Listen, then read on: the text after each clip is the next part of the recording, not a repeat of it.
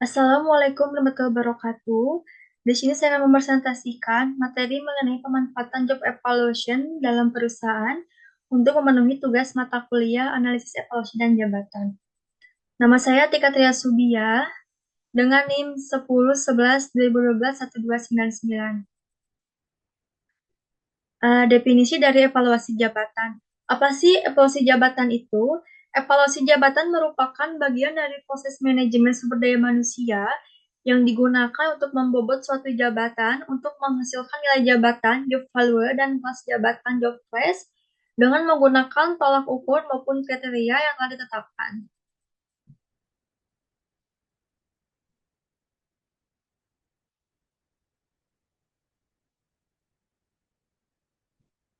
Mengapa job evaluation itu sangat penting dalam sebuah perusahaan? Di sini saya akan menjelaskan beberapa alasannya.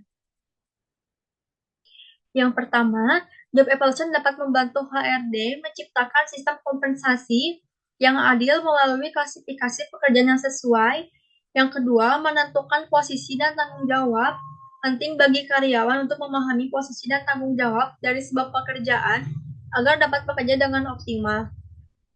Yang ketiga, menetapkan kompensasi.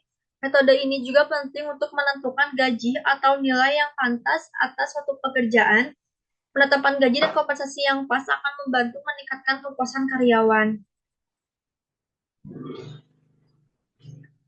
Nah, di sini saya akan menjelaskan studi kasus mengenai pemanfaatan job evaluation. Ada sebuah perusahaan di Bandung, yaitu Atrisa Hijab. Perusahaan ini memproduksi hijab dan mempunyai 12 orang karyawan. Perusahaan ini juga memiliki toko offline, selain menjadi supply untuk dijual kepada reseller-resellernya, tetapi memiliki toko offline untuk dijual secara ecer. Saat bulan puasa tiba, toko Atisa ini mencoba untuk menjual secara online, yaitu di akun sosial media, khususnya di TikTok dan Instagram.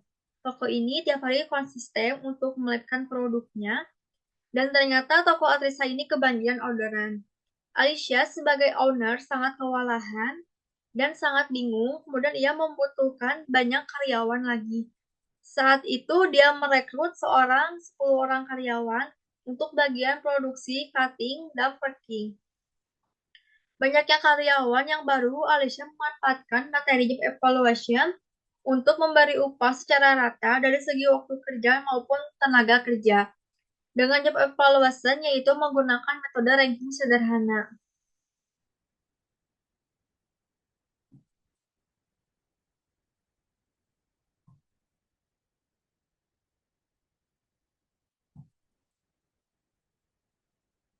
Di mana metode ranking sederhana ini menitikberatkan perhitungan struktur dan skala upah sesuai kemampuan dan tingkat jabatan. Jadi semakin berat tugas seseorang, maka semakin tinggi pula upah yang diterimanya. Biasanya metode ini diimplementasikan apabila di dalam suatu perusahaan tidak begitu ada banyak ragam jabatan, contohnya seperti toko Atisa tadi, hanya memiliki 20 orang karyawan yang tidak begitu banyak. Contoh, menghitung metode ranking sederhana.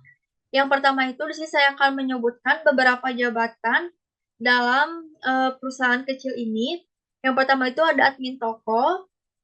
Berikut job description admin toko. Yang pertama itu menjawab chat calon pembeli dan melakukan follow up jika diperlukan. Yang kedua itu menangani permasalahan komplain pembeli. Yang kedua itu ada marketing. Tugasnya itu live di sosial media tiap hari untuk mempromosikan produknya. Yang kedua itu posting produk di berbagai sosial media Atisa, termasuk membuat foto dan mengedit. Yang terakhir itu, tugas ini juga mencakup membuat perencanaan sistem promosi, selain itu juga membuat rancangan promosi yang tepat guna. Nah, selanjutnya itu ada bagian gudang. Berikut ini job description staf gudang. Yang pertama itu mengecek dan melakukan quality control barang di gudang, menyiapkan barang pesanan yang masuk dari admin. Yang ketiga itu membuat laporan aktivitas barang. Selanjutnya ada bagian keuangan. Peran dan tanggung jawab bagian keuangan. Yang pertama itu melakukan pengaturan keuangan perusahaan. Yang kedua itu melakukan transaksi keuangan perusahaan. Dan yang terakhir mengontrol aktivitas keuangan dan transaksi keuangan perusahaan. Yang terakhir itu ada bagian packing. Jadi tugas dari bagian packing ini memproses packingan barang untuk pesanan online, baik itu dari live tiap harinya ataupun pesan online.